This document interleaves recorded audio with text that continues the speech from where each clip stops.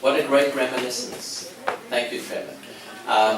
Next up is our own poet laureate, Candice James, who has to dash off, unfortunately, after she shares some of her thoughts about the literary storefront and reads some relevant work. Thanks, Candice.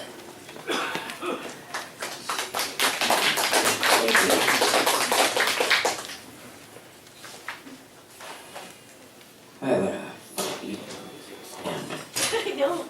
a funky mic. In and out. So, because I'm short, I'm gonna push down. Yeah. I don't know how much relevance I have in this town today, or Vancouver, but I do remember being at the literary storefront vaguely back in, it would be 78, 79, or 81 of those times with Fred Cogswell. So that was my introduction to the literary storefront. I thought it was a wonderful place, and then I kind of changed horses in midstream and went into the music business, so I didn't get back there too much, but then being such a changeable person, I changed horses again and came back to poetry. So Trevor and I actually went to the same school. Yesterday we had a Fred Cogswell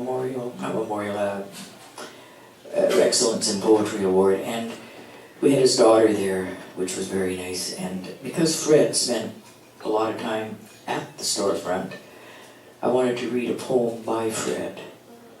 And it's called A Respect for a Poet. When he is dead at last, do not remember what he did and say, in this he was good or wise, that sin in him was hid. Deeds find a way to sink down time's dissolving sea that drowns both bad and good, all bodies and their memory. Say rather, he carved poems from the liquid hours that ran and froze epiphanies in words that all who read can scan. And that was a Fred Cogswell poem, and great man. Lots of great people here today. So Trevor, we did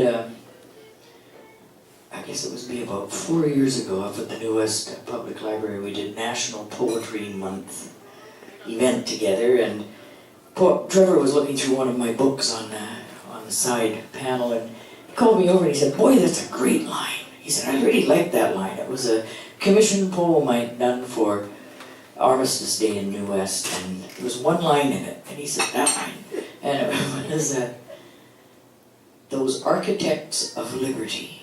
And he said, I just love that. Now, 4 years later, this year, I was asked by Patricia Sinclair somewhere in Toronto or Ontario or Quebec. She's doing a big memorial over in France for Vimy Ridge, April 9th, 2017. So she asked me to write a poem for that also. They're going to read some Canadian ones. What's happening? The soldiers from Vimy Ridge, the Canadian soldiers, brought back acorns from a tree there. They planted them here in Canada.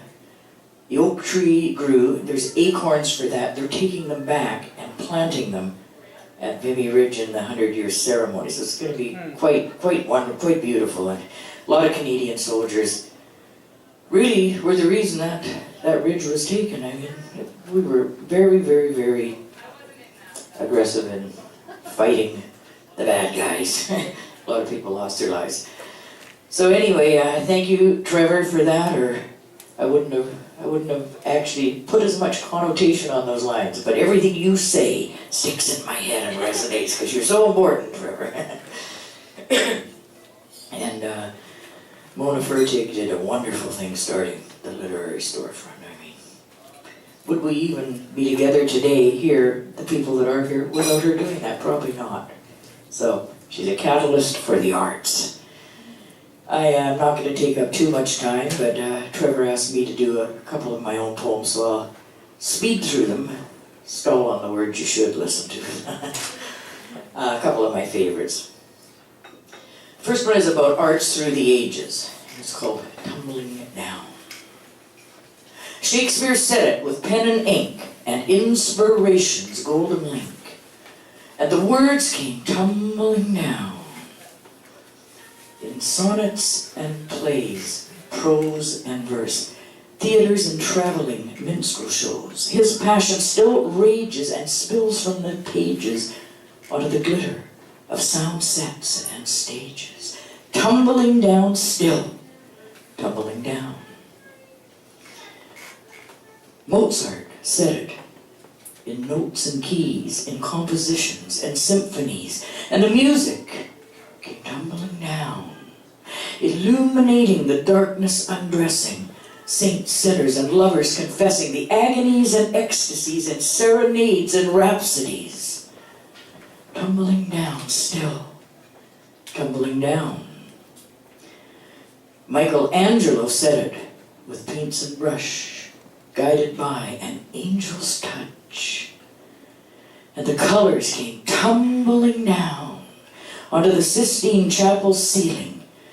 Saints, cherubs, and angels kneeling in a masterpiece of holiness, saving grace, and forgiveness. Tumbling down, still tumbling down. Artists, musicians, poets, and sages, droplets of gold on history's pages, tumbling down throughout the ages.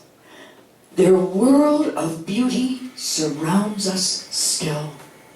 Their legacy is a living will, tumbling down, forever tumbling down. Thank you so much. And I'm just going to do one last one because I hate to read and run, but I have an appointment I cannot cancel. It's almost as important as an appointment with God, but not quite. Anyway,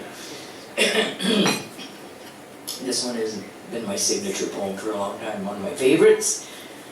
I love the visual when I wrote it. It's called Ink Stain in the Rain. I carelessly left some papers out on the patio table and rain had fallen on it. And I ended up, I couldn't read hardly anything on it anymore, but it looked quite beautiful because the ink became lighter and darker and swirling, and it just was lovely. I almost wanted to add some red ink to it, but I didn't. Anyhow, I wrote this poem called Ink Stain in the Rain. The cold wind rapes and scrapes the soft, subtle satin drapes in the cave of evening shade. Under gunmetal sky, cracked, splintered, and dry, we play our tragic masquerade. On the mantle of doom and foreboding gloom, we reach for this feeling we're chasing. We can't quite grasp enough of it, just a quick silver touch of it. This dream daughter time is erasing. Then I feel your heart slip, so I tighten my grip on the trembling lip of this storm. Your body's a river, a fast-running shiver, and I can't seem to keep myself warm.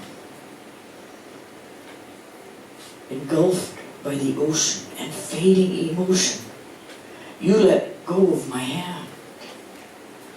Tide sweeps you away, but bids my heart stay. Nothing is as we planned. Waves wash me ashore, lips parched evermore, never to taste yours again. Love letters in pain, left out in the rain, became a fading ink stain. Now, days without sun, the moon has come undone, and I've become the rain. Thank you so much. Thank you for including me, Trevor. I'm so happy I bought the book. Please, everybody buy that book. It's great. And the glossy pictures just excite me so much. Do buy the book.